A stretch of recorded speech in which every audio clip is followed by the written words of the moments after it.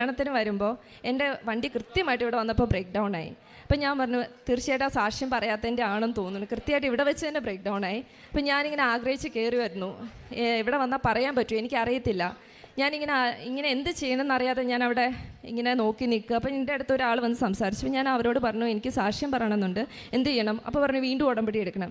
ഇന്ന് നടക്കുമെന്ന് ചോദിച്ചപ്പോൾ ഇല്ല ഇന്ന് നടക്കത്തില്ല എന്ന് പറഞ്ഞപ്പോൾ ഒരു കണ്ണൂരുള്ള ഏതോ ഒരു ചേച്ചി അനു എന്ന് പറഞ്ഞ ഒരാൾ വന്ന് എന്നോട് പറഞ്ഞു അച്ഛൻ്റെ അടുത്ത് കൊണ്ടുപോകാമെന്ന് പറഞ്ഞു. അപ്പോൾ അച്ഛൻ ചോദിച്ചു ഉടമ്പടി എടുക്കാൻ അച്ഛൻ ഇന്ന് പറ്റുമോ? പറ്റില്ല അച്ഛൻ, ഞാനിങ്ങനെ ഒരു സാഹചര്യത്തിലാണ് വന്ന് ഇവിടെ നിൽക്കുന്നത്. എനിക്കാണെങ്കിൽ ഞാനിങ്ങനെ വരാൻ പറ്റാതെ നിൽക്കുകയായിരുന്നു. ഞാൻ ഇന്നിങ്ങനെ വന്ന് പെട്ടതാണ്. അച്ഛൻ പറഞ്ഞ സാക്ഷി എഴുതി കൊണ്ടുപോകാൻ നോക്കാമെന്ന് പറഞ്ഞു. ഞാൻ എഴുതി ഇവിടെ വന്നു. എനിക്കിന്ന് പറയാനൊരു അവസരവും കൂടെ തന്നു. എനിക്ക് തോന്നുന്നു ഇത് എനിക്ക് വേണ്ടി എൻ്റെ ഹസ്ബൻഡ് ഇപ്പോൾ ആ വണ്ടി റിപ്പയർ ചെയ്യാനായിട്ടൊരു സ്ഥലത്ത് കൊടുത്തിട്ട് അവിടെ നിൽക്കുകയാണ്.